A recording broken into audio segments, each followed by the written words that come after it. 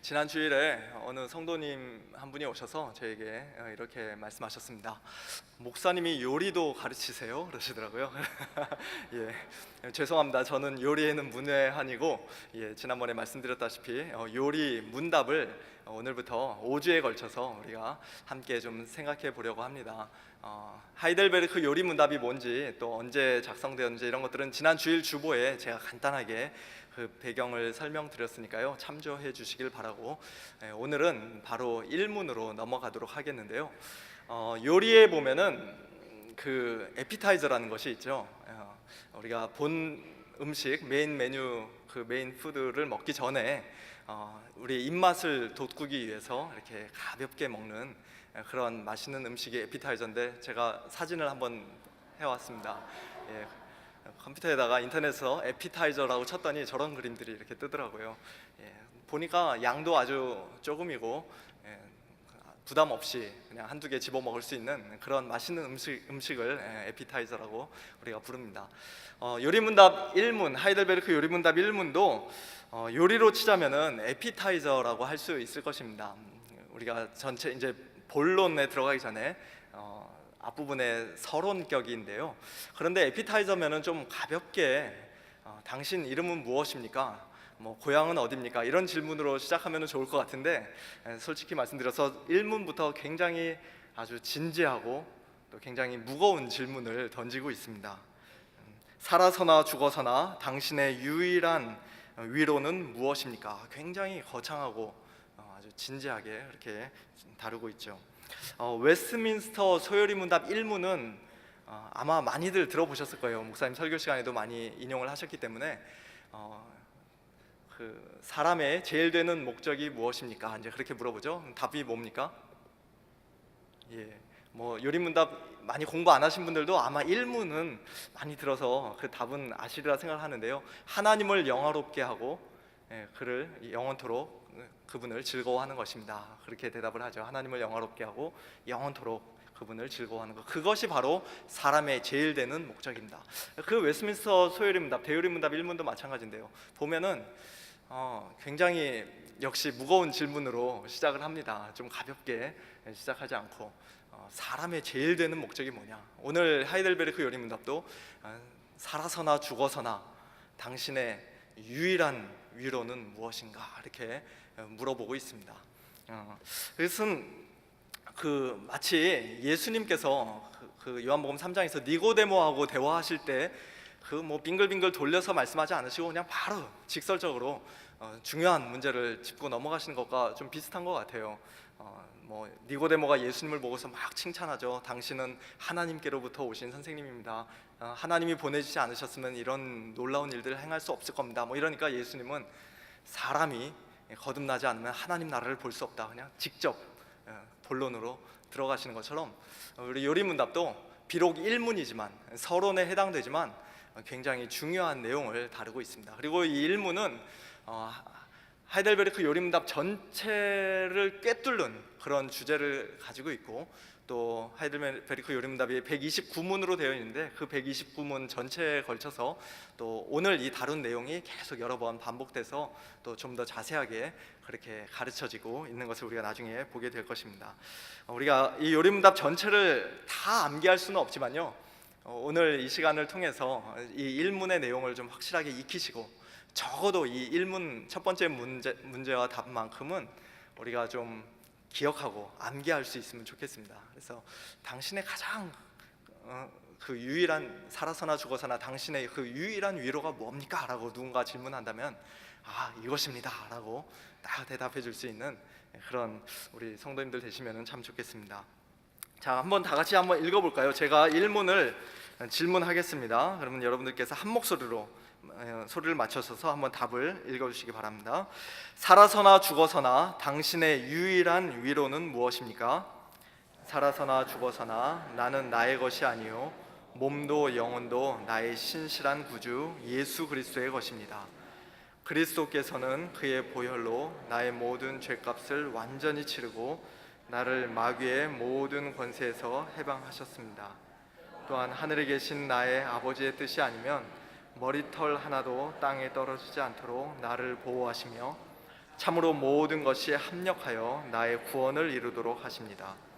그러함으로 그의 성령으로 그분은 나에게 영생을 확신시켜 주시고 이제부터는 마음을 다하여 즐거이 그리고 신속히 그를 위해 살도록 하십니다. 아멘. 읽는 것만으로도 참 너무 위로가 되는 은혜가 되는 그런 말씀이죠. 자, 아까 웨스트민스터 요리문답 1문에서는 사람의 제일 되는 목적, 인생의 목적이 무엇인가 하고 물어봤는데 여기 하이델베르크 요리문답은 위로에 대해서 물어보고 있습니다. 위로. 많은 주제들이 있을 텐데 왜 하필이면 위로인가? 또 우리에게 왜 위로가 필요한가? 이제 그런 질문들을 던질 수 있겠죠. 여러분 삶 가운데 위로가 필요하십니까?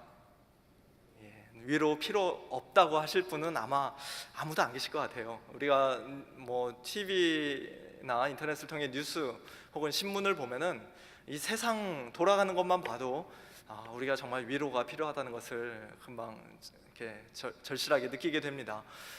전쟁과 뭐 테러의 소식이 끊이지 않고 뭐 미국 안에서도 뭐 심지어는 학교 안에서도 이렇게 총기 사고가 거의 매일같이 일어나고 있고 또 지진이 언제 올까 두렵고 한국에서는 요즘 지진으로 또 나라 전체가 막 흔들리는 것 같고 북한에서는 홍수가 나고 또 뭐 핵무기의 위협도 있고 정치인들을 보면은 참 실망스러운 모습들이 많고 아무튼 뉴스를 통해서 우리가 참 감동이 되고 마음이 따뜻해지는 그런 기사보다는 이 세상 돌아가는 것 보면서 걱정되고 염려되고 불안해지고 두렵고 하는 그러한 소식들을 훨씬 더 많이 접하기 때문에 그런 면에서 우리는 위로가 필요하다고 할 수 있습니다.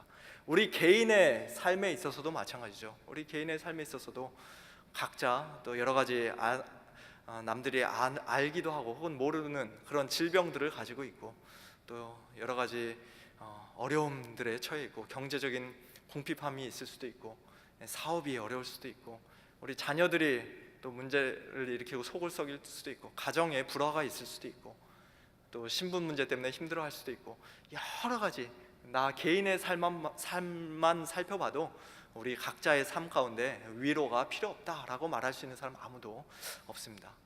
나의 마음속은 어떻습니까? 나의 마음속에도 평안합니까 늘? 우리 지난주에 담임 목사님 로마서 7장 말씀하신 것처럼 늘 죄와의 투쟁이 있죠.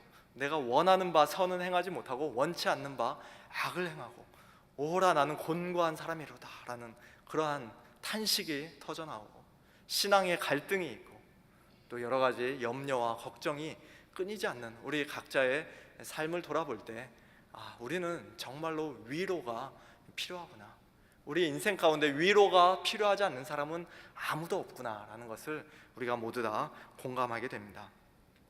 그런데 여기 첫 번째 질문과 대답에서 말하고 있는 이 위로라는 것은 우리가 보통 위로해 준다 하면은 누군가 울고 있을 때 다가가서 손수건 건네주고 눈물 닦게 하고 또 어깨 두드려주고 한번 안아주면서 괜찮아질 거야 라고 말하는 그런 장면을 머리에 떠올립니다만 그보다는 훨씬 더 깊은 더 넓은 의미를 가지고 있는 단어입니다. 여기서 말하는 위로는 어떠한 고난의 상황에서도 심지어는 죽음을 바로 코앞에 두고 있는 상황에서도 전혀 두려워하거나 불안해하지 않고 조금도 흔들리지 않고 마음의 평안을 다시금 누릴 수 있게 하는 것, 다시금 힘을 내어 일어날 수 있게 하는 것. 막 절망되고 낙심되는 상황 가운데서 그것만 생각하면은 다시 마음이 기뻐지고 행복해지고 다시 일어설 용기가 생기고 그런 것들, 내가 의지하는 것, 그런 것들을 여기서는 지금 위로라는 단어로 말하고 있습니다. 만약 바꿔서 말한다면은 뭐 위안, 나에게 정말 필요한 위안, 어떤 것이 위안이 됩니까? 아니면 어떤 것이 정말 당신에게 행복을 줍니까? 즐겁습니까? 즐거움. 아까 웨스트민스터 소요리 문답에서 하나님을 영원토록 즐거워하는 것이 인생의 목적이라고 그랬는데 당신은 뭐를 가장 즐거워합니까? 그런 즐거움이란 말로 바꿨을 수도 있겠죠. 혹은 뭔가 의지하는 것, 소망하는 것, 붙잡는 것, 나의 주먹을 믿는다. 세상 사람들은 그러는데 당신은 뭘 붙잡고 삽니까? 그런 질문을 지금 던지고 있는 겁니다. 그래서 많은 사람들이 그것이 돈이 될 수도 있고 또는 자신의 건강이 될 수도 있고 자기가 소유하고 있는 많은 물질이 될 수도 있고, 아니면 자기가 쌓아놓은 평생에 걸쳐 쌓아놓은 어떤 업적, 쌓아놓은 명예, 권력, 그런 것들이 될 수도 있고, 과거에 아주 화려했던 경력, 자랑, 그런 것들이 될 수도 있겠죠. 세상 사람들 앞에 내어 보이고 싶은 것, 아니면은 성공한 자녀들, 정말 생각만 해도 아주 든든하고 누구에게나 말하고 막 자랑하고 싶은 그런 자녀들이 이 위로가 될 수도 있을 것입니다. 그러나 우리 그리스도인들에게는 그 위로가 과연 무엇이냐 하는 것입니다. 세상 사람들이 생각하는, 붙잡고 있는 그것과 똑같은 그 위로 가지고 그것에 만족하며 그것을 행복으로 여기고 즐거워하며 사느냐, 아니면 뭔가 다른 것이 있느냐라고 묻고 있는 것입니다. 자, 우리에게 어떤 위로가 필요합니까? 세상에서는 많은 위로가 있는데요. 첫 번째는 일시적인 위로가 있죠. 우리 삶 가운데 일시적으로 정말 어떤 즐거움을 주고 기쁨을 주는 것들이 분명히 있습니다. 그것이 아주 없지는 않을 거예요. 분명히 있죠. 근데 많은 것들이 아까 질문에서는 살아서나 죽어서나라고 이렇게 했는데, 대부분의 그 위로가, 아니 모든 위로가, 이 세상의 것들은 이 세상 안에서만 우리에게 줄 수 있는 위로입니다. 그렇지 않습니까? 그래서 예를 들어서 누가복음 12장 어리석은 부자의 비유를 예수님께서 말씀을 하시는데요, 그 12장에 보시면 그 부자가 이런 말을 하죠. 내가 내 영혼에게 이르되 영혼아, 여러 해 쓸 물건을 많이 쌓아두었으니 이제 평안히 쉬고 먹고 마시고 즐거워하자. 쌓아둘 것이 부족해서 창고를 헐고 더 큰 것을 짓고 잔뜩 쌓아놨으니까 이제는 됐다, 이제는 만족스럽다 하고 그렇게 쉬려는 때에 하나님께서 이 어리석은 자야, 내가 오늘 밤에 내 영혼을 취하면 그 모든 것이 다 누구의 것이 되겠느냐라고 말씀하신다는 것이죠. 다른 말로 하면 이 땅에서 우리가 아무리 많이 소유하고 있고 아무리 좋은 것들을 쌓아놓고 있어도 그것이 우리에게 참된 위로를 줄 수 없고 영원한 위로를 줄 수는 없다는 것입니다. 이 세상에서만 잠깐 누리는 위로. 누가복음 16장의 부자와 나사로의 비유도 마찬가지입니다. 부자가 이 세상에서 정말로 좋은 옷, 화려한 옷 입고 날마다 먹고 마시며 잔치를 베풀며 그렇게 호화롭게 살았지만, 그러나 그가 이 세상을 떠났을 때는 그 위로를 더 이상 누리지 못하죠. 누가복음 16장에 보시면 아브라함이 그 부자에게 이렇게 말합니다. 너는 살았을 때 좋은 것을 받았고 나사로는 고난을 받았으니 이것을 기억하라. 이제 그는 여기서 위로를 받고 너는 괴로움을 받느니라. 이 세상에서 아무리 많은 것을 누려도 죽고 나면은 오히려 그것이 괴로움으로 변해서 아무런 위로를 주지 못하는 그러한 일시적인 위로가 있다는 것입니다. 두 번째 종류의 위로는 가짜 위로가 있습니다. 그 잠깐은 달콤하고 그 맛볼 때는 참 좋은 것 같은데, 그러나 그 순간뿐인, 우리에게 진정한 위로를 주지 못하는, 참된 위로를 주지 못하는 것들이 있습니다. 대표적인 예가 역시 그것도 이 세상의 물질, 부라고 할 수 있는데요, 디모데전서 6장 17절에 보면은 내가 이 세대에서 부한 자들을 명하여 마음을 높이지 말고 정함이 없는 재물에 소망을 두지 말고 오직 우리에게 모든 것을 후히 주사 누리게 하시는 하나님께 두라고 말씀합니다. 재물을 갖다가 뭐라고 표현합니까? 정함이 없는 재물. 여기서 정함이 없는 재물이라는 것은 재물이 더럽다, 깨끗하지 않다, 그 말을 하시는 게 아니라 딱 확정되어 있지 않다는, 고정되어 있지 않다는 것입니다. 영어 성경을 보시면 uncertain하다고 이렇게 번역을 했는데요, 딱 확실하지 않고 확정되어 있지 않고 이리저리 떠다니는, 돈이 날개 달렸다 발이 달렸다 우리 그런 말 하는데요, 돌아다니는, 지금은 나에게 와 있는 것 같지만 언제 내 곁을 떠날지 모르는 그러한 재물에다가 너의 소망을 두지 말고 그것을 위로로 삼지 말고 누구에게 두라고 말합니까? 하나님께, 변함없으신 하나님, 영원하신 하나님, 그리고 우리에게 후히 주사 풍성히 누리게 하시는 그 하나님께 우리의 참된 소망, 진정한 위로를 두라고 말씀하고 있습니다. 전도서 1장에도 보시면은 가장 많이 나오는 말이 헛되다는 말이죠.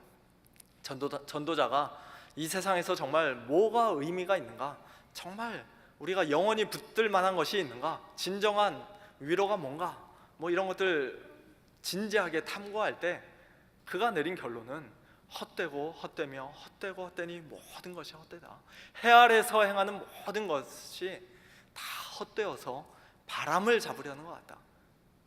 잡았다고 생각하는데 내 손아귀에서 어느새 빠져나가 버린 실체가 없는 그 것들이 바로 이 세상에서 행하는 모든 것들, 이 세상이 줄 수 있는 위로라는 것입니다. 진정한 위로가 되지 못하죠. 견고한 위로가 되지 못합니다. 흔들려 버리는, 바람처럼 날아가 버리는 그러한 위로를 우리가 붙들고 있어서는 안 된다는 것입니다. 우리에게 필요한 위로는 살아서나 죽어서나 위로, 영원한 위로, 살아 있을 때 우리에게 위로를 주고 만족과 행복을 주는 그 위로뿐만 아니라 죽어서까지 우리에게 참된 위로가 되는 그 영원한 위로가 필요합니다. 잡았다 생각했는데 잠시 후면 없어지고 마는, 바람처럼 사라지고 마는 그러한 가짜 위로가 아니라 참된 위로가 필요합니다. 그리고 여러 개 중에 그냥 하나에 불과한 그런 상대적인 위로가 아니라 유일한 절대적인 위로, 다른 모든 것들 나에게 없다 할지라도 이거 하나만 있으면 됩니다 라고 하는 그 위로가 우리에게 필요합니다. 요즘 제자훈련 반에서 그 9월달 필독서로 팬인가 제자인가 라는 책을 읽고 있는데요, 거기 보면 아주 재밌는 이야기가 나옵니다. 어떤 사람이 지갑에다가 아내 사진을 항상 넣고 다녀요. 그래서 보면은 야, 이 사람 정말 아내를 정말 사랑하는구나 라고 그런 생각이 당연히 들죠. 근데 그 사진 밑에 보니까 사진이 몇 장 더 있는데 옛날 여자친구들 사진이 두 번째, 세 번째, 네 번째 이렇게 밑에 숨겨져 있는 그런 사람을 이야기를 하면서 그것은 아내를 정말로 사랑하는 게 아니라는 것이죠. 위로도 우리에게 필요한 위로가 유일한 위로가 되어야 된다는 것도 이와 비슷한 것이라고 할 수 있습니다. 우리가 이것으로도 만족하고 이것도 좋고 돈도 있으면 좋고 하나님 믿지만 건강도 있어야 되고 그런 여러 곳에서 우리가 만족을 누리는 것이 아니라 비록 이런 것들 다 없다 할지라도 이것만 있으면 됩니다 하는 그 위로, 그 유일한 위로가 우리에게 정말로 필요한 것이죠. 그래서 예수님께서 말씀하시기를 우리가 돈과 재물과 하나님을 겸하여 섬기지 못한다. 동시에 섬길 수 있다고 우리는 분명히 생각하는데, 둘 다 사랑할 수 있다고 생각하는데, 그러나 하나를 사랑하면 하나를 미워하게 되어 있고 하나를 중히 여기면 하나를 멸시하게 되어 있는 것이 우리의 마음이기 때문입니다. 위로도 마찬가지죠. 자, 대답을 뭐라고 그럽니까? 그래서 살아서나 죽어서나 당신의 유일한 위로가 무엇이냐고 물어볼 때 그 첫 번째 문장을 보니까 살아서나 죽어서나 나는 나의 것이 아니요 몸도 영혼도 나의 신실한 구주 예수 그리스도의 것입니다. 당신의 영원하고 유일한 위로가 뭐냐고 묻는데 나는 나의 것이 아니다, 나는 예수 그리스도의 것이다 라고 대답하는 게 처음에는 잘 이해가 되지 않을 수 있습니다. 그러나 여기에 놀라운 비밀이 숨어 있는 것 같습니다. 나에게 위로가 필요하다고 오케이, 나 위로가 필요한 것 같아 하고 동의하고 그래 나에게 무슨 위로가 있지 하면서 나 자신을 샅샅이 들여다볼 때에는 또 내가 가지고 있는 어떤 소유나 내가 처해 있는 어떤 환경이나 내가 지금까지 이룩한 어떤 업적이나 공로, 내가 해왔던 일들을 살펴볼 때는 거기서는 진정한 위로, 유일한 위로를 찾을 수가 없는데 나에게서 눈을 들어서 나 자신을 부인하고 예수 그리스도 안으로 쏙 들어가니까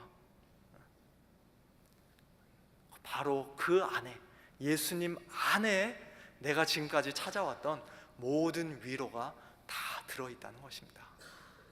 내 안에서는 찾을 수 없는 위로, 그것이 어디 있다고요? 예수 그리스도 안에 있습니다. 그래서 이 사람이 말하기를, 요리문답이 말하기를 나는 나의 것이 아니고 내가 예수 그리스도의 것이다. 바로 이 사실이 나에게 유일한 위로가 된다라고 그렇게 고백을 합니다. 자, 나는 나의 것이 아니다라는 사실이 내게 위로가 되는 이유는 나는 내 인생을 책임질 만한 사람이 못 되기 때문입니다. 나는 믿을 만한, 신뢰할 만한 그런 존재가 아니죠. 태어난 것도 여러분이 원해서, 여러분이 원하는 부모님 밑에서 원하는 시간에 태어나신 분 계십니까? 태어난 것 여러분이 정하시지 못했고, 죽는 것도 내가 이렇게 살다가 내가 몇 날 몇 시에 어떤 방식으로 죽겠다 그렇게 정해서 여러분 죽으실 수 있습니까? 뭐 자살하면 그렇게 되지 않겠냐 하지만, 자살하는 것도 하나님이 그날까지 살게 해주셔야 내가 뭐 자살을 하든지 하죠. 자살하는 그거 내가 자살한다고 해서 내 인생의 주인이 내가 되는 것이 아니죠. 뭐 우리의 삶도 죽음도, 그리고 그 중간에 있는 그 모든 것도 내 마음대로 내가 원하는 대로 할 수 있는 것이 사실 아무것도 없습니다. 나의 환경도 내가 원한다고 해서 뭐 바꿀 수 없고, 나 자신조차도 내가 원하는 모습으로 바꿔나가지 못하는 것이 바로 우리의 모습 아닙니까?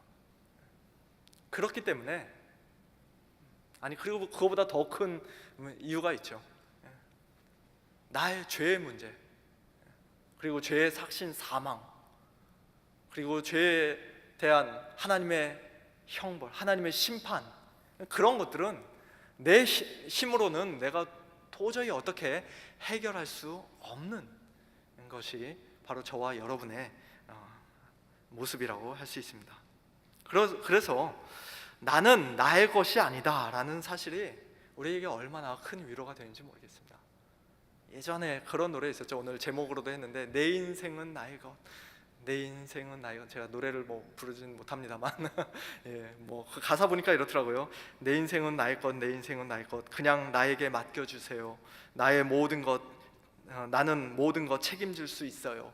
이렇게 노래를 하는데, 나에게 모든 것 맡겨주세요, 나는 모든 것 책임질 수 있어요. 여러분 진짜입니까? 예. 우리는 그럴 수 있는 사람들이 아니죠. 예. 나는 나의 것이 아니요 예수 그리스도의 것입니다. 정말 내가 믿을 수 있는 분, 정말 신뢰할 수 있는 분, 신실하신 나의 구주 예수 그리스도의 것이라고 이렇게 고백할 수 있는 사람이 얼마나 복된 사람인지 모르겠습니다. 자, 첫 번째 보면요, 살아서나 죽어서나, 살아서나 죽어서나 나는 나의 것이 아니고 나는 예수 그리스도의 것입니다. 우리가 살아서 예수님의 것이라는 것은 이해가 갑니다. 예수님이 창조주로서 또 우리의 구원자로서 피값을 주고 사셨고, 그렇기 때문에 나는 나의 것입니다 라고 하지만, 죽어서까지도 어떻게 우리가 주님의 것이 될 수 있는가? 우리 예수님께서 죽으심으로 끝나지 않고 죽음에서 부활하여 다시 사셨기 때문이죠. 지금도 살아계시는 생명의 주님이시기 때문에 우리가 죽음으로 끝이 아니라 죽음 이후의 세계에서도 여전히 나는 주님의 것입니다 라고 고백할 수가 있는 것입니다. 로마서 14장 7절 8절 말씀, 아까 우리가 함께 읽었었는데요, 사나 죽으나 우리가 주의 것이로다. 살아도 주를 위해 살고 죽어도 주를 위해 죽고, 이렇게 고백할 수 있는 사람이 정말 얼마나 복된지 모르겠어요. 여러분, 로마 교회, 사도 바울의 서신을 받았던 그 로마에 있던 교회는 우리처럼 46년, 지금 40주년이죠. 죄송합니다. 40년 이렇게 오래된 교회도 아닙니다.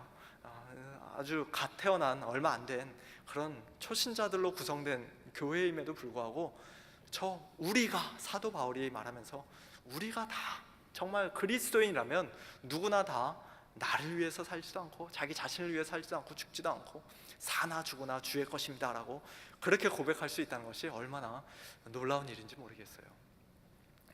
자, 두 번째는 우리의 몸도 영혼도 다 나의 것이 아니요 예수 그리스도의 것이다 라고 고백하고 있습니다. 우리가 영혼은 예수님의 것이지만 몸은 나의 것이다 라고 생각하며 살 때가 많이 있는 것 같습니다. 주일날 교회에 나와서 예배 드릴 때는 나는 예수님의 것이지만, 6일 동안 이 세상에서 일하며 살아갈 때는 나는 내 것입니다. 내 마음대로 하겠습니다. 뭐 10분의 1 헌금할 때는 이거는 주님 가지시고 나머지 10분의 9는 내 거니까 내가 마음대로 쓰겠습니다.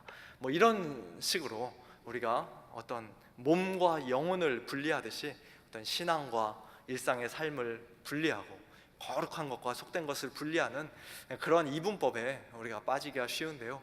그러나 이 신앙 고백서는 분명히 말하기를 몸도 영혼도 다 주님의 것입니다. 그래서 고린도전서 6장 19절 20절 보면은 우리의 몸이 아무 의미 없는 무의미, 어차피 죽어지고 썩어질 것이니까 뭐 대충 살지, 이게 아니라 우리의 몸 자체가, 우리의 몸이 하나님께로부터 받은 바 성령의 전이다, 이렇게 말씀하고요.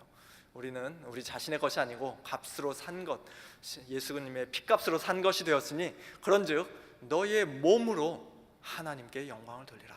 몸의 중요성에 대해서 강조하고 있습니다. 자, 나의 신실한 구주 예수 그리스도라고 예수님을 여기선 또 이렇게 말하고 있는데요. 예수님이 얼마나 신실한 분이신지, 신뢰할 만한 분이신지, 그 밑에 이어지는 그 쭉 긴 문장, 세 가지로 나뉘는 그 문장이 바로 예수님의 신실성을 우리에게 가르쳐주고 있다고 할 수 있습니다. 자, 우리의 위로의 근거는 아까도 말씀드렸듯이 나 자신이 아니라 내가 얼마나 좋은 것을 얼마나 많이 소유하고 있느냐, 나의 소유에 달려있지 않고 내가 누구에게 속해 있느냐 하는 그 존재가 예수 그리스도 안으로 들어간 것, 그것이라고 할 수 있는데요. 우리가 좀 더 넓게 구체적으로 말한다면 삼위 하나님의 구원 사역이라고 할 수 있습니다. 이 하이델베르크 요리문답의 이 일문 대답의 특징은 삼위 하나님을 처음부터 이렇게 드러내고 있어요. 그리고 우리 사도신경에서도 그렇죠. 하나님, 천지를 만드신 하나님의 아버지에 대해서 말씀하고, 그 다음에 예수 그리스도에 대해서 길게 설명하고, 그 다음에 성령님을 믿고, 이렇게 말하는데 지금 여기서도 성자, 성부, 성령 이렇게 삼위 하나님에 대해서 말씀합니다. 첫 번째로는요, 그리스도께서는 하면서 그의 보혈로, 예수님께서 그의 보혈로 직접 우리를 위해 하신 구원 사역을 말씀합니다.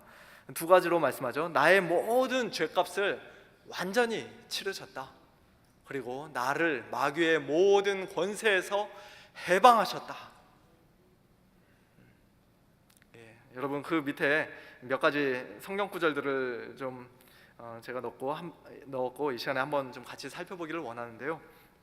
간단히 한번 보겠습니다. 에베소서 1장 7절, 예수님께서 그의 피로 말미암아 우리가 죄 사함을 받았다라는 그러한 말씀을 하고 있고요. 또 베드로전서 1장 18절 19절, 우리가 우리 조상으로부터 물려받은 그 헛된 행실, 또 우리의 모든 죄악 가운데서 대속함을 받은 것은 어떤 은이나 금같이 없어질 것으로 된 것이 아니라 예수님의 보배로운 피로 된 것이다. 흠없고 점없는 어린 양 같은 그리스도의 보배로운 피로 된 것이라, 그렇게 말씀합니다. 여러분, 그 요리문답 대답에서 이 사람이 예수님의 피로 우리의 원죄만 사해졌다고 말하지 않습니다. 그렇죠? 우리의 과거의 죄만 사해졌다고 말하지 않습니다. 우리의 모든 죄값이 치러졌다. 예수님께서 우리의 모든 죄값을 다 완전히 치르셨다라고 말씀합니다. 이것이 참 너무나 중요한 것 같아요. 단번에 흘리신 피로서, 단번에 들으신 그 제사로서 우리의 모든 죄, 과거뿐만 아니라 현재, 앞으로 우리가 이 땅을 살아가면서 짓게 될 그 죄까지도, 그 죄에 대한 값을 이미 다 치러주셨다. 일부분만이 아니라 99% 내가 해결했으니까 나머지 남은 1%는 네가 얼마나 이제 죄 안 짓고 거룩하게 사느냐에 달려있다 말씀하지 않으시고 완전히 치르셨다. 원죄뿐만이 아니라 우리의 자범죄까지도 완전히 다. 이러한 확신을 갖는 것이 너무나 중요합니다. 예수님께서 십자가의 죽으심으로 이제 나는 내 할 일 다 했으니까 이제 나머지는 네 몫이야. 네가 똑바로 못하면 너 구원 못 받을 수 있어. 이렇게 협박하시는 것이 아니에요. 우리의 위로의 근거는 내가 얼마나 잘하고 못하느냐, 거기에 따라서 위로가 있다가도 다시 없어지고 이런 것이 아닙니다. 이제 나중에 이 부분을 좀 더 자세하게 또 살펴볼 기회가 있겠습니다만, 이미 예수님께서 십자가 위에서 완전히 드리신 그 희생제사, 그 공로, 그 보혈, 그것을 의지하는 것이 우리에게 너무나 중요하죠. 자, 두 번째 예수님께서 하신 일은 나를 마귀의 모든 권세에서 해방하셨다는 것입니다. 이게 역시도 모든 권세란 말 쓰고 있는데요. 요한복음 8장 34절, 35절, 36절 보시면은 예수님께서 이런 말씀하시죠. 죄를 범하는 자마다 죄의 종이다. 그리고 우리 모두가 다 죄를 범했으니까 죄의 종이죠. 그러나 누가 우리를 자유롭게 할 수 있습니까? 아들이 너희를 자유롭게 하면 너희가 참으로 자유케 될 것이다. 그 앞에서는 진리가 너희를 자유케 하리라고 하셨는데, 진리가 곧 아들이시죠. 아들이 너희를 자유롭게 한다. 죄를 범하면 죄의 종입니다. 또 그 뒤에 보면은 히브리서 2장 14절 15절에서도 종에 대해서 말씀하는데요. 우리 자녀들, 우리들입니다. 우리들은 우리가 혈과 육, 사람이기 때문에 예수님도 우리와 똑같이 혈과 육을 지니신 분으로 이 땅에 오실 수밖에 없었다는 것입니다. 그래서 우리를 위해서 죽으심으로써 그 십자가의 죽음을 통하여 죽음의 세력을 잡은 자 곧 마귀를 멸하셨고, 또 죽기를 무서워함으로 한평생 매어 종노릇하는 모든 자들을 놓아주셨다. 그래서 우리 성도들이 마귀의 권세에서 풀려나게 된 것을 말씀하고 있고요. 그 다음에 요한일서 3장 8절에서도 죄를 짓는 자는 마귀에게 속하나니 마귀는 처음부터 범죄합니다. 그리고 하나님의 아들이 나타나신 것은 마귀의 일을 멸하려 하심이라 말씀합니다. 아까 요한복음 8장에서는 죄를 짓는 자는 죄의 종이다. 또 죄를, 여기서는 요한일서 3장 8절에서는 죄를 짓는 자는 마귀에게 속했다. 마귀의 종이다. 그러니까 여러분, 세상 사람들이요, 나는 나의 것이다, 내 인생은 내 것이다 라고 말하는 것 자체가 사실 그들이 잘 모르기 때문에 그런 말을 하는 것이, 용감해서 그런 말을 하는 것입니다. 그들이 인정하든지 인정하지 않든지 우리는 누군가의 종이 될 수밖에 없습니다. 전적으로 그 누구로부터도 완전히 자유로운 자유자는 우리 가운데 아무도 없습니다. 그런데 그것이 죄의 종이냐, 아니면 예수 그리스도에게 속한 자냐, 의의 종이냐, 마귀에게 속한 자냐, 예수 그리스도에게 속한 자냐, 그 차이가 있는 것이지, 우리는 분명히 둘 중에 누군가에게는 속해 있고 누군가에게는 종이 되는 것이죠. 근데 이 세상 사람들은 아니다, 나는 내가 주인이고 내가 왕이고 내가 하나님이고 내가 나의 주인이다 라고 그렇게 생각을 하며 살고 있습니다. 자, 두 번째, 성부 하나님께서 우리를 위해서 행하신 일, 또 성부께서 예수 그리스도를 통해서 하신 일을 보면요, 또한 하늘에 계신 나의 아버지의 뜻이 아니면 머리털 하나도 땅에 떨어지지 않도록 나를 보호하시며 참으로 모든 것이 합력하여 나의 구원을 이루도록 하십니다. 그렇게 고백을 합니다. 여러분, 오늘 아침에 샤워하실 때 머리카락 몇 개나 빠지셨습니까? 머리 빗을 때 우리가 늘 머리카락이 빠져서, 저도 이렇게 샤워하면서 보면은 머리카락 빠진 줄 몰랐는데 이렇게 나중에 그 거름망 이렇게 털면은 머리카락이 많이 나오는 것을 보면서 이렇게 많이 빠지나, 이렇게 많이 빠지는데 또 날까 막 걱정이 되기도 하는데요. 그러나 몇 개가 빠졌는지 또 몇 개가 남아있는지 저는 모릅니다만 하나님은 다 알고 계시죠. 그리고 그 하나가 떨어지더라도 하나님 아버지의 뜻이 아니면 떨어지지 않는다고 그렇게 지금 신앙 고백은 고백하고 있습니다. 마태복음 10장 29절부터 30절 보시면은 비슷한 말씀이 있죠. 참새 2마리가 한 아사리온에 팔리지 않느냐.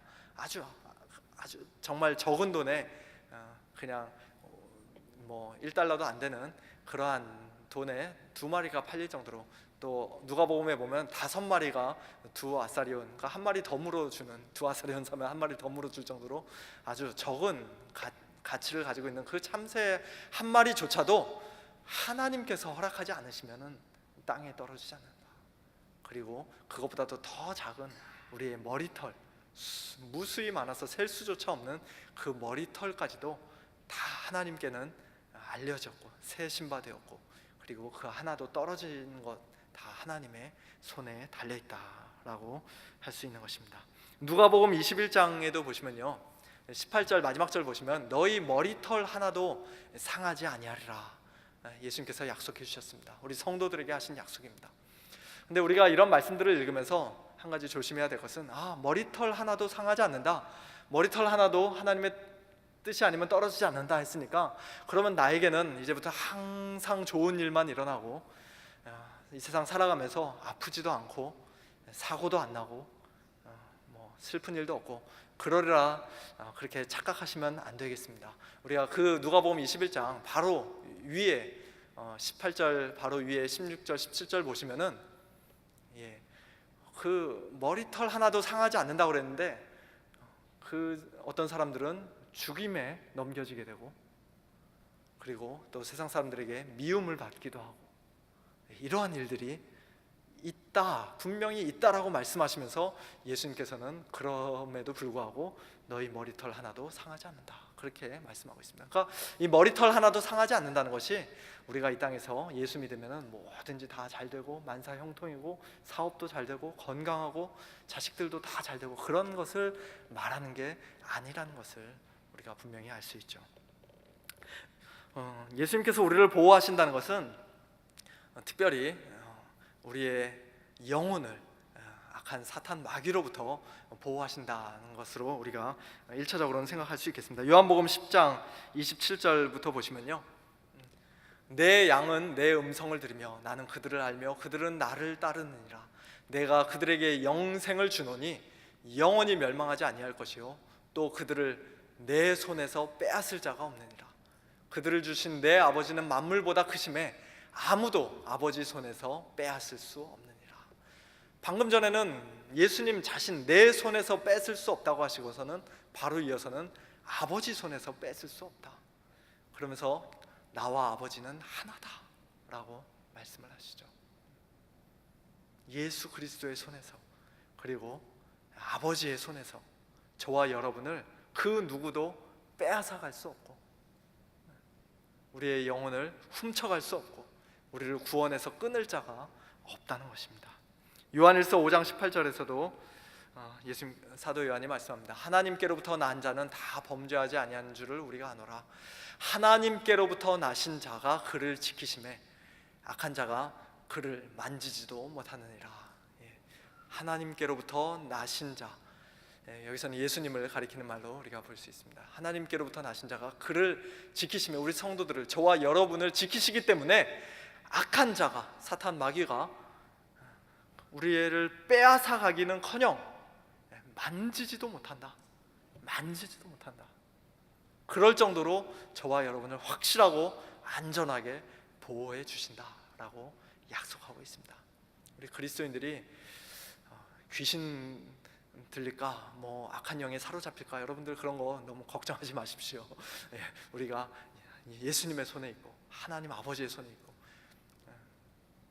우리를 지키시기 때문에 악한 자가 만지지도 못하고 우리를 빼앗아갈 수 없다는 그러한 분명한 확신을 가지고 우리가 살아야 할 것입니다. 자, 두 번째는요, 참으로 모든 것이 합력하여 나의 구원을 이루도록 하신다라고 그렇게 말합니다. 참으로 모든 것이 합력하여, 이건 로마서 8장 28절 유명한 말씀이죠. 우리 다 같이 한번 읽어볼까요? 우리가 알거니와 하나님을 사랑하는 자 곧 그의 뜻대로 부르심을 입은 자들에게는 모든 것이 합력하여 선을 이루느니라. 아멘. 모든 것이 합력하여 선을 이룬다. 궁극적으로 우리의 구원을 이룬다. 여기서도 이 모든 것이라는 것, 그 안에는 우리가 좋아하는 것들만 들어있지는 않습니다. 우리에게 늘 좋은 것들만, 형통한 것들만 이렇게 일어나는 것이 아니라 때로는 우리에게 아픔이 되고 또 어려움이 되고 지금 당장은 참 고통이 되는 그런 것들도 다 포함되어 있는 것이죠. 그래서 참고로 그 로마서 8장 35절 말씀 보시면은 누가 우리를 그리스도의 사랑에서 끊으리요? 환난이나 곤고나 박해나 기근이나 적신이나 위험이나 칼이라, 그렇게 말씀하는데, 그것이 다, 이 모든 것들, 환난, 곤고, 박해, 핍박, 기근, 경제적인 궁핍, 적신, 벌거벗은 것이죠. 위험, 그리고 심지어는 마지막으로 칼에 의해서 죽임을 당한다 할지라도 그 모든 것이 다 합력하여 선을 이루고 구원을 이룬다. 사도 바울이 직접적으로 다 경험했던 것들이죠. 그 모든 것들이 환난, 곤고, 박해, 기근, 적신, 위험, 그리고 마지막에 칼에 이르기까지, 순교당하기까지 사도 바울이 이 땅에서는 그렇게 곤고하고 정말 힘들고 어렵게 살아갔지만, 그러나 그 누구도 그 무엇도 그를 그리스도의 사랑에서 끊을 수 없었고, 그 모든 것이 다 합력하여 결국에는 선을 이루고 그에게 영적인 유익이 되고 그에게 궁극적으로 구원이 되었던 것을 우리가 보게 됩니다. 자, 세 번째로는요, 성령께서 하시는 일입니다. 그러함으로 그의 성령으로 그분은 나에게 영생을 확신시켜 주시고 이제부터는 마음을 다하여 즐거이 그리고 신속히 그를 위해 살도록 하십니다.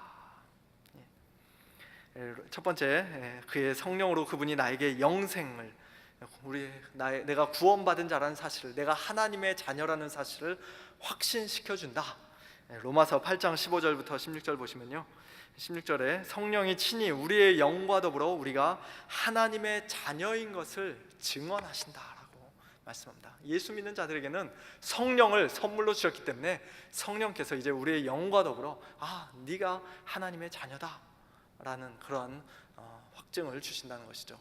그 증거 중에 중요한 것 하나는 바로 그 15절에 있는 것처럼 우리가 하나님을 아빠, 아버지라고 부르게 된 것입니다. 예전에는 하나님 생각만 하면 무섭고 두렵고 아담과 하와처럼 막 저 나무 뒤에 가서 숨고 싶고 머릿속에서 그 생각을 빨리 지워버리고 싶고 그랬던 존재였는데, 그 하나님을 이제는 아빠, 아버지라고 부르며 그 하나님 앞에 엎드려 기도하게 되고 그 하나님을 사랑하게 되고 하나님께 친밀하게 나아갈 수 있게 된 것, 그것이 바로 우리가 하나님의 자녀가 되었다는, 영생을 받은 자라는 그러한 분명한 증거 중에 하나죠. 고린도후서 1장 22절에도 그가 또한 우리에게 인치시고 보증으로 우리 마음에 성령을 주셨다라고 말씀하고요.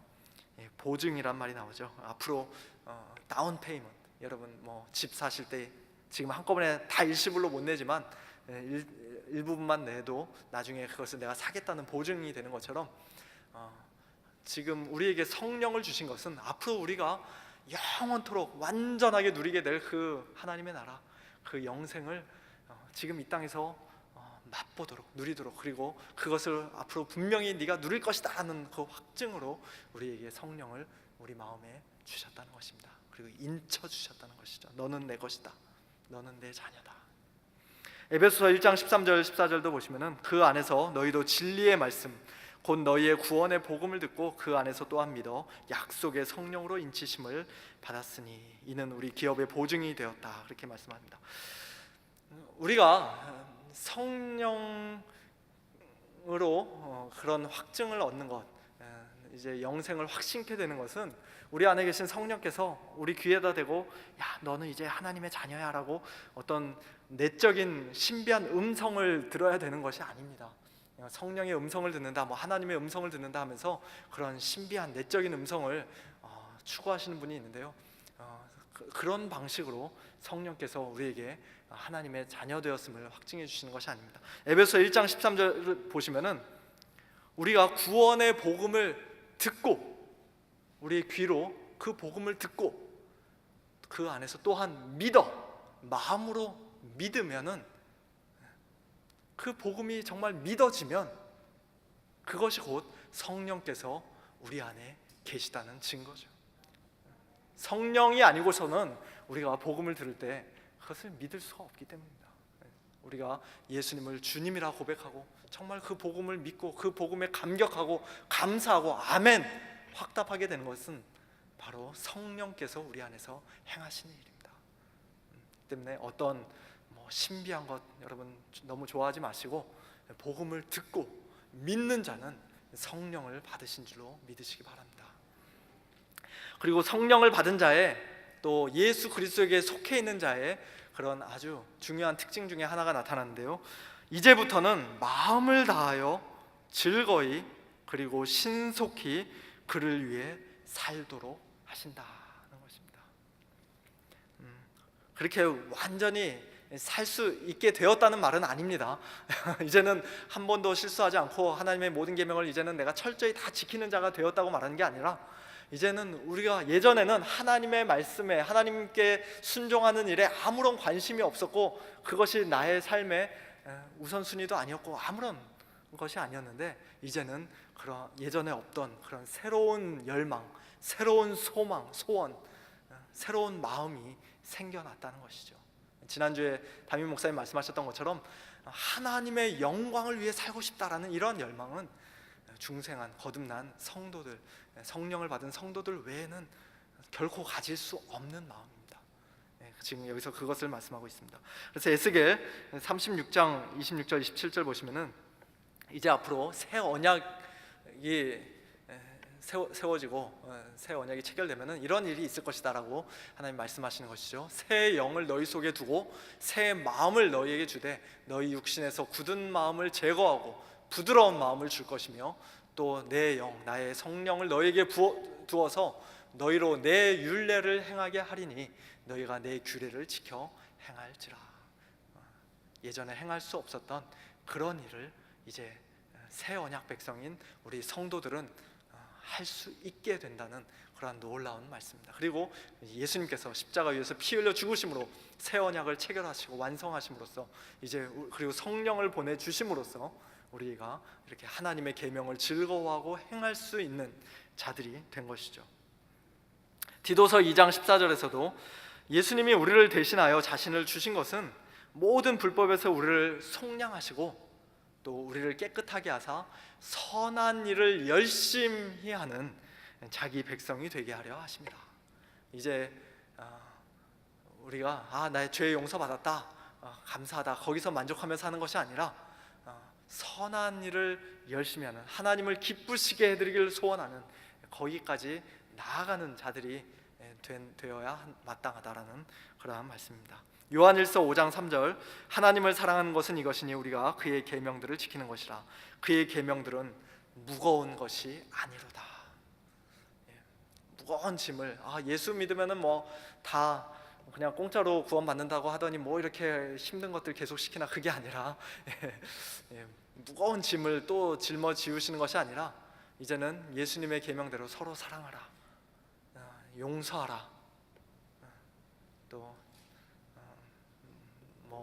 많은 계명들이 있죠. 10계명도 마찬가지고 그런 계명들이 이제는 더 이상 무거운 짐이 아니라 마음을 다하여 즐거이 그리고 신속히 그렇게 살고 싶습니다라는 그러한 소원, 새로운 소원을, 새로운 마음을 하나님께서 성령을 통하여 우리에게 부어 주셨습니다. 사랑하는 성도 여러분, 우리에게 주어진 이러한 위로들이 정말 놀랍지 않습니까? 성경에 말씀하신 것처럼 우리는 아무것도 염려할 것이 없습니다. 아무것도 두려워할 것이 없습니다. 여러분, 죽은 이후에 하나님의 심판이 두려우십니까? 예수님께서 나의 모든 죄값을 완전히 치르셨고 하나님의 모든 공의를 만족시키셨습니다. 살아있는 동안 끊임없는 마귀의 공격과 협박이 두려우십니까? 예수님께서 마귀를 이기셨고 그의 소나기에서, 그의 권세에서 나를 건져내 주셨습니다. 이 땅에 사는 동안 여러 가지 어려움과 고난과 가난과 질병과 사고와 심지어는 죽음을 당할까 두렵습니까? 나의 하늘 아버지가 되시는 성부 하나님의 뜻이 아니면 머리카락 하나도 땅에 떨어지지 않도록 주님께서 나를 눈동자와 같이 지키고 보호해 주십니다. 또한 나에게 벌어지는 모든 일이, 심지어는 죽는 일까지라도 결과적으로 나의 구원이 되도록, 영적인 유익과 선이 되도록 역사해 주십니다. 내가 참으로 구원받은 자인지 불안하십니까? 아니면 혹은 나의 믿음이 너무나 연약해서 내 믿음을 끝까지 지키지 못하고 나의 죄 때문에 중간에 실패하고 또 중간에 그렇게 배도하게 되고 그래서 구원에서 탈락하게 될까 봐 여러분 혹시 불안해 하십니까? 성령께서 내 안에 거하시며 구원과 영생을 확신시키시고 영원토록 나를 떠나지 않으시겠다 약속하셨습니다. 또한 나로 하여금 온 마음 다해 즐거이 그리고 신속히 주를 위해 살도록 날마다 나를 도우시고 힘주시고, 넘어져 있으면 다시 손 내밀어 이렇게 세워주시고, 죄 가운데 빠져 있으면 다시금 회개케 하시고, 게을르게 그냥 주저앉고 있으면 다시 일어나라고 뒤에서 밀어주시고, 그래서 끝까지 걸어갈 수 있도록, 끝까지 인내할 수 있도록 반드시 그렇게 우리를 도우시는 분이 계십니다. 이러한 위로가 우리 성도들에게 있습니다. 이것은 이 세상이 전혀 알지도 못하고 이 세상이 줄 수도 없는 위로입니다. 이 세상에 잠깐 있는 그냥 화려하고 찬란하게 빛나는 것 같은 그러한 세상의 위로와는 비교조차 할 수 없는 영원한 위로요, 진정한 위로요, 유일한 위로입니다. 여러분, 이러한 위로를 누리고 싶지 않으십니까? 이러한 위로가 여러분의 것이 되기를 원하시지 않습니까? 자, 이러한 위로를 얻으려면 어떻게 합니까? 바로 이어서 이문에서 이렇게 물어봅니다. 다 같이 한번 읽어볼까요? 이러한 위로 가운데 복된 인생으로 살고 죽기 위해서 당신은 무엇을 알아야 합니까? 뭘 알아야 할까요?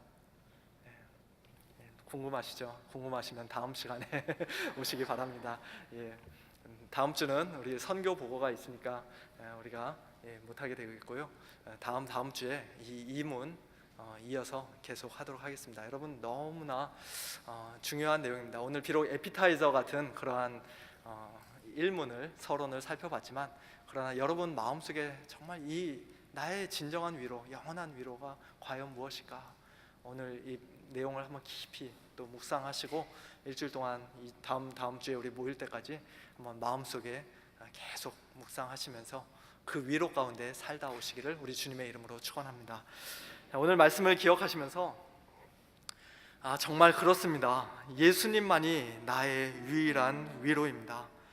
세상 모든 것 다 빼앗기고 모두 다 없어진다 할지라도, 사라진다 할지라도 나는 예수님 한 분만으로 만족합니다.